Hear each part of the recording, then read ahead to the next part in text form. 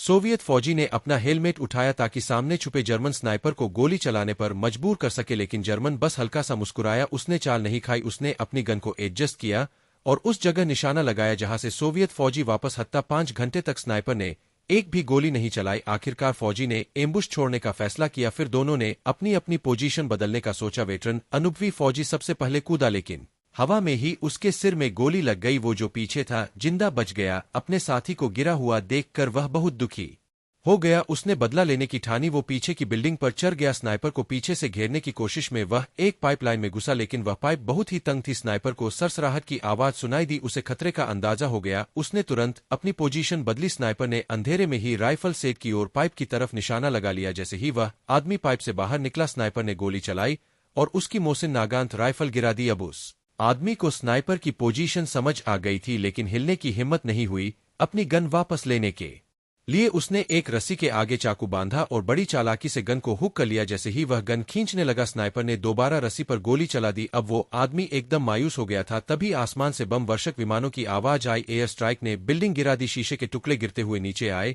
और एक टुकड़ा ठीक आदमी के सामने गिरा। अब स्नाइपर को शीशे में उस आदमी का रिफ्लेक्शन दिखने लगा। तभी एक फीमेल सोल्जर वहां आई सपोर्ट के लिए। आदमी ने हाथों से इशारा किया, दुश्मन की पोजीशन बताई। लड़की ने एक शीशे का टुकड़ा उठाया और सूरज की किरणों को स्नाइपर की आंखों में गुस्सा दिया। आदमी ने मौके का फायदा उठाया, राइफल उठाई और ट्रिगर दबा दिया। इस बार जर्मन स्नाइपर गुस्से से पागल हो गया। उसने उस आदमी के साथी को लटका दिया। यह देखकर आदमी पूरी तरह टूट गया। फिर वो स्टेशन की तरफ गया जहां उसका सामना सीधे जर्मन स्नाइपर से हुआ।